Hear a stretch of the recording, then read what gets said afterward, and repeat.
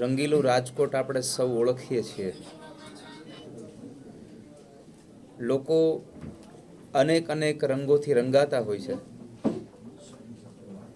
પણ જ્યારે રઘુવંશી સમાજની એક કથા રેસકોર્સ ગ્રાઉન્ડમાં હતી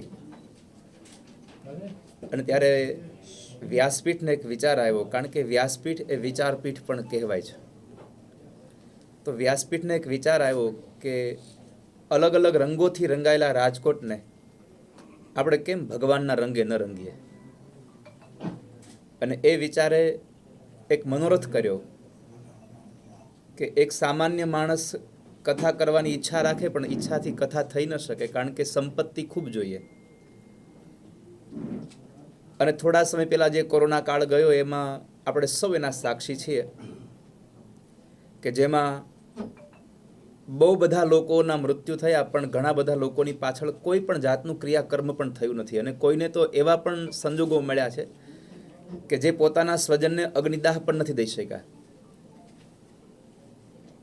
એટલે વ્યાસપીઠે એક વિચાર કર્યો કે રાજકોટમાં એક એવું આયોજન કરીએ કે જેમાં દરેક જ્ઞાતિનો, આ કથા કોઈ એક જ્ઞાતિની નથી.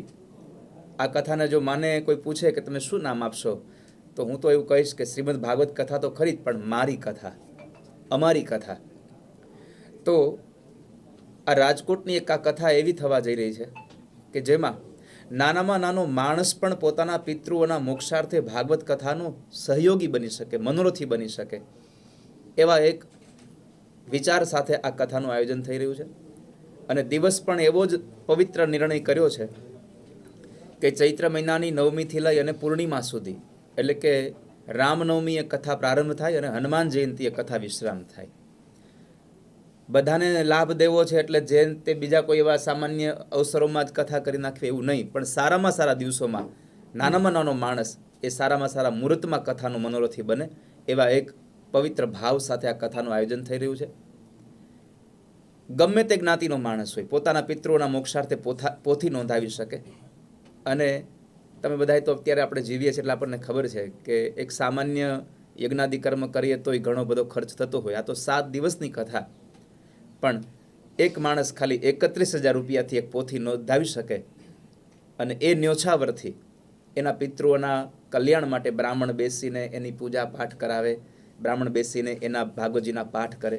આ બધી જ રાબેતા મુજબ જે વિધિ વિધાન સાથે થઈ રહ્યું એવી જ કથા કરવાનો એક અમારો નિર્ણય છે. આ કથાના 2 હેતુ છે. એક તો રાજકોટને ભગવાનના રંગે રંગવું, નાનામાં નાના માણસને પોતાના પિતૃઓના મોક્ષાર્થે આ કથાનો લાભ દેવો. અને ત્રીજો ઉપદેશ એ છે કે જ્યારે આ કથા થઈ રહી છે ત્યારે આખા રાજકોટના સૌને સાથે જોડીને, અત્યારે સાંપ્રત કાળમાં સૌથી જો સામાન્ય પરિવાર માટે કોઈ દ્વિધારૂપ હોય તો એ છે શિક્ષણ. તો ગરીબ ઘરના છોકરાઓને પૈસાના અભાવે શિક્ષણ ન મળે એવો જે પરિવાર છે, એવા છોકરાઓને કોઈ પણ જ્ઞાતિ હોય, એવા છોકરાઓને 11-12 સાયન્સમાં ભણવાનું, હોસ્ટેલમાં રહેવા જમવાનું, એના યુનિફોર્મ અને એના ચોપડા, આ બધી જ વ્યવસ્થા આપી. એટલે રાજકોટવાસીઓને ખબર હશે કે 11-12 સાયન્સમાં એક વિદ્યાર્થીને હોસ્ટેલ અને ટ્યુશન સાથે ભણાવીએ તો 2 વર્ષનો 4 થી 5 લાખનો ખર્ચ થાય. પણ અમરેલી અને લાઠીની મધ્યમાં 40 વીઘાના એ દિવ્ય પરિસરમાં Radhe Radhe education and charitable trust દ્વારા તથાસ્તુ વિદ્યાપીઠ નિર્માણ થઈ રહી છે. અને એ તથાસ્તુ વિદ્યાપીઠમાં ગરીબના છોકરાઓને 11-12 સાયન્સમાં ભણવાનું, હોસ્ટેલમાં રહેવાનું બધી જ વ્યવસ્થા આપવાની. એક છોકરાનો 4 લાખ રૂપિયાનો ખર્ચો, પણ એની પાસેથી 1 રૂપિયો ફી ન લેવી, એવી તથાસ્તુ વિદ્યાપીઠ નિર્માણ થઈ રહી છે. એના ઉત્કર્ષ માટે થઈને, એના ઉત્થાન માટે થઈને આ કથાનું આયોજન થયું છે. અને આજે આ દાણાપીઠમાં પહેલી વહેલી કાર્યાલયનું આજે આપણે અહીંયાથી શુભારંભ કરી રહ્યા છીએ. અને એમાં ખાસ કરીને આ કથા માટે જો કોઈએ એ સમયે મને કોઈએ પીઠમાં બેકઅપ આપ્યું હોય, પુશઅપ આપ્યું હોય, તો અમારે રાજુભાઈ પોબારુ, કે જેમણે કહ્યું કે દાદા ચિંતા ન કરશો, સૌ સમાજને સાથે લઈને આપણે આ એવી કથા કરીશું કે બધાને આ કથાનો લાભ મળે. અને આ કથા દ્વારા નાનામાં નાના માણસને રાજીપો, એની પ્રસન્નતા આપણે મેળવી શકીએ. એના માટેનું આ એક શ્રેષ્ઠ કર્મ કરવા જઈ રહ્યા છે.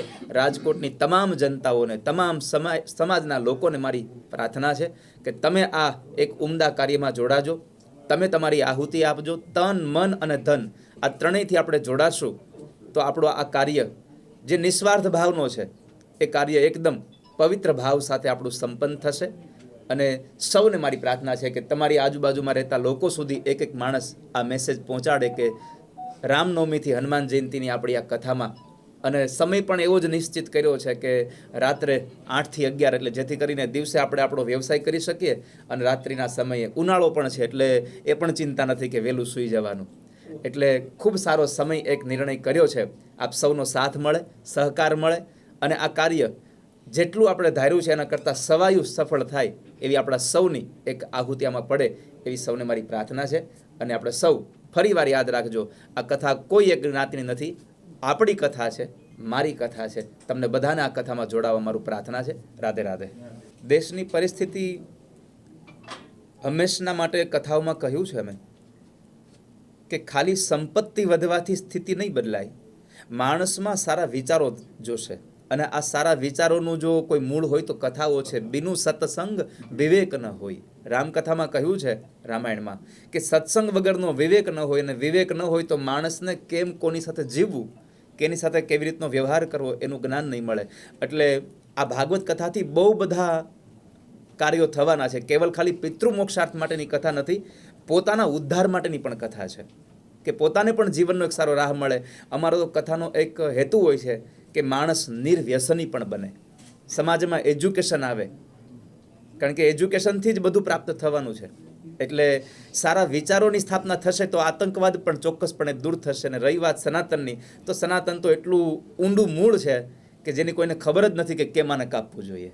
એટલે સનાતનને ક્યારેય કોઈ હાનિ પહોંચાડી શકવાનું નથી, પણ સનાતનને હાનિ નહીં પહોંચાડે એ ભાવ સાંભળીને આપણે સાવ નિશ્ચિત થઈ જવાની જરૂર નથી, આપણે સાવધાન રહેવાની જરૂર તો છે જ. એટલે આપણે સૌએ ખાલી વ્યાસપીઠ જ સનાતનની રક્ષા કરવા માટે નીકળશે એમ નહીં.